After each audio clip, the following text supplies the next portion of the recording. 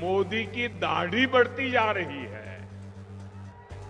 मोदी के दिमाग के साथ कुछ दिक्कत है। ऐसा लगता है मोदी का कोई स्क्रू ढीला हो गया है।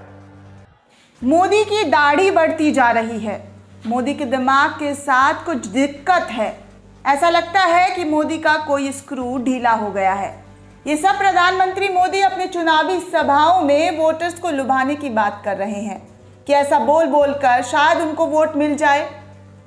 लेकिन कभी मोदी जी को जहां वो चुनाव प्रचार कर रहे हैं वहां ये कहते सुना है कि देश में कोरोना की लहर है, वो भी बहुत खतरनाक लहर चल रही है। चुनावी सभाएं नहीं करूंगा, अपनी चुनावी रैलियों को रद्द कर दूंगा। आप लोग घरों में रहें, देश में लोग मर रहे हैं, हालात खराब हो रहा है, ऑक्सीजन नहीं है, बेड नहीं है। मेरे चुनाव करने से रैलियों में कोरोना का खतरा हो सकता है, मुझे माफ कर दीजिए। ये सब आप कभी नहीं बोलेंगे प्रधानमंत्री जी, क्योंकि आपको मजा आ रहा है और आप लोगों को बोल रहे हैं, भोली भाली जनता की भावनाओं के साथ खेल कर रहे हैं, खिलवाड़ कर रहे हैं। दाढ़ी ये वो करके बस लोगों को बेवकूफ़ बना रहे हैं। ऐसा लोगों को बोलना ही क्यों पड़ रहा है? अगर आप एक साल में स्वास्थ्य सुविधाओं को ठीक करते तो कौन आप पर उंगली उठाता, उल्टा आपकी वाहवाही होती। लेकिन नहीं, आपको तो मौत की राजनीति करनी है। पिछले साल भी हजारों लोग सड़कों पर पैदल चलकर भूख से अपनी जान गंवा रहे थे और आज भी वही मंजर है, आज भी वही हाल है। बस बड़ा बड़ा फेंकने के अलावा कुछ नहीं किया आपने। आपको बता दें कि ये वीडियो सोशल मीडिया पर भी तेजी से वायरल होने लगा है और मोदी सरकार पर जमकर निशाना साधा जा रहा है। मोहम्मद जाहिद ने लिखा है सोशल मीडिया के माध्यम से, आखिर देश के प्रधानमंत्री अपने लिए गाली क्यों सुनना चाहते हैं? कोई भी चुनाव हो, देश के प्रधानमंत्री इस ताक में रहते हैं कि उनके कार्य में या उनकी आलोचना में विपक्षी नेता कुछ गलत अलंकार को उनके सुशोभित करे, जिसका वो अच्छे से उपयोग कर सके। इतिहास में जाएंगे तो इसकी शुरुआत गुजरात से होती है, जहां लगभग चुनाव हार रहे तत्कालीन मुख्यमंत्री नरेंद्र मोदी सोनिया गांधी द्वारा उनको मौत का सौदागर कहे जाने के लपक को पूरे गुजरात में इस तरह प्रचार किया कि गुजरातियों में उसके प्रति नफरत पैदा हो गई, नाराजगी सहानुभूति में बदल गई। उन्होंने अपने प्रति कहा मौत का सौदागर। सारे सांप्रदायिक गुजरातियों से जोड़कर मामले को पलट दिया और चुनाव जीत गए। इसी अनुभव से प्रेरणा लेकर नरेंद्र मोदी ये चाहते हैं कि हर चुनाव में पूर्व या बीच में उनके विपक्षी दल का कोई नेता अपशब्द कहे या गाली दे, जिससे उनको पुनः फायदा हो। गुजरात का ये वो प्रयोग दोहरा कर चुनाव जीतने का अवसर मिला। जिस चुनाव में उनको ये अवसर नहीं मिलता, वो विपक्षी दलों को उकसाते हैं कि उनको गाली दी जाए। यही काम वो पश्चिम बंगाल में ममता बनर्जी को लगातार उकसाते रहे कि वो उनको गाली दे, कभी सीधे शब्दों में कहकर कि दीदी आप मुझे गाली दो, तो कभी दीदी ओ दीदी कहकर उसको चिढ़ाते रहे। बहरहाल ममता बनर्जी संभवतः समझ गई कि नरेंद्र मोदी चुनावों में प्रधानमंत्री पद की प्रतिष्ठा भूलकर किसी भी हद तक नीचे गिर सकते हैं और उन्होंने एक भी शब्द उन पर खर्च ना कर महुआ मोहित्रा जैसे को गली का लूचा कहने के लिए आगे किया। हालांकि पूर्व में नरेंद्र मोदी को यह अवसर मिलता रहा। कभी मणिशंकर अय्यर द्वारा नीचे कहे जाने का उन्होंने लाभ उठाया, तो कभी उनके द्वारा कहे गए कांग्रेस कार्यालय में मोदी जैसा लोग चाय बेचता है का लाभ मोदी ने उठाया और खुद को चाय वाला ही घोषित कर दिया। बचपन की चाय की कहानी गढ़ कर और 2014 के चुनावों में हर जगह चाय पर चर्चा शुरू करा दी, जबकि अपने पूरे राजनीतिक जीवन में कभी भी उन्होंने अपने को चाय वाला नहीं कहा।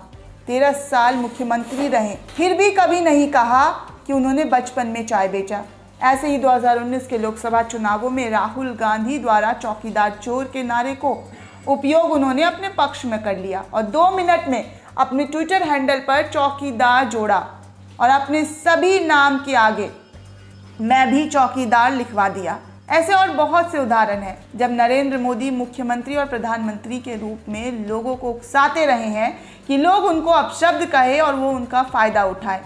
उनको गाली दे और वो उस गालियों का फायदा उठाए, फिर उन गालियों को जनता के बीच बताकर अपने प्रति सहानुभूति बटोरे और कहे कि फलाने ने उनको ये गाली दे दी इसलिए उनको वोट दो। नरेंद्र मोदी हर चुनाव में ऐसा ही करते हैं, यह आप लोगों को अच्छे से समझना होगा। और जितने अपशब्द उनको कहे गए उससे अधिक उन्होंने लोगों और विपक्षी दल के नेताओं को कहा है, जिससे उनके समर्थक उन विपक्षी दलों के नेताओं से घृणा करने लगे। सोनिया गांधी को जर्सी गाय कहकर, सुनंदा पुष्कर को 50 करोड़ की गर्लफ्रेंड कहा, राहुल गांधी को शहजादे कहकर चिढ़ाते रहे, डॉक्टर मनमोहन सिंह को रेनकोट पहनकर बाथरूम में नहाने वाला बोलते रहे, मुसलमानों की तुलना कुत्ते के बच्चों से की, अहमद पटेल को मौलाना कहते रहे, ममता बनर्जी को दीदी ओ दीदी कहकर उकसाते रहे।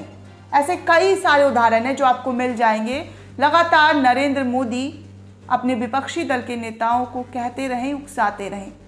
ये सब भारत जैसे महान देश का प्रधानमंत्री करता है और वो चुनावों के समय अपने पद की गरिमा भूलकर ट्रोल बन जाता है। वो गाली देता है, अपशब्द बोलता है और विपक्ष लोगों को उकसाता है कि उनको गाली दे। फिर कोई गाली दे देता है तो जनता के बीच वो रो रो कर जनता को कहते हैं कि फलाने ने उनको गाली दे दी, ढिमकाने ने उनको गाली दे दी। कहा जाता है कि इंसान में 70 साल के बाद बचपन फिर से वापस आ जाता है। मोदी की इन चालों को विपक्षी दल जहां अब ये समझने लगे हैं, वहीं जनता भी 8 साल में ये सब समझने लग गई है। पश्चिम बंगाल में ममता बनर्जी द्वारा उनको गाली ना देने की उनके कसक इतनी अधिक है कि वो ये सोशल मीडिया पर अपनी आलोचना को रैली में बोलकर जनता की सहानुभूति बटोरने का प्रयास लगातार कर रहे हैं। लगातार मोदी जी कहते हैं कि उन्होंने दाढ़ी बढ़ा लिया है तो लोग उनको कटाक्ष कर रहे हैं, उनके ऊपर लोग कह रहे हैं कि मोदी का स्क्रू ढीला हो गया है। ऐसे काम वो लगातार करते रहे हैं कि उनको लोगों का सहानुभूति मिले। पर बिहार, असम, झारखंड से रैली में बुलाई भीड़ ने तो वोट दे दी। नहीं, पश्चिम बंगाल की जनता गोबरपट्टी बेल्ट के लोगों की तरह मूर्ख है। और हाँ, देशवासी प्रधानमंत्री पद की गरिमा भूल ही जाइए तो बेहतर है, क्योंकि चुनाव जीतना ही आपके लिए सर्वोपरि है।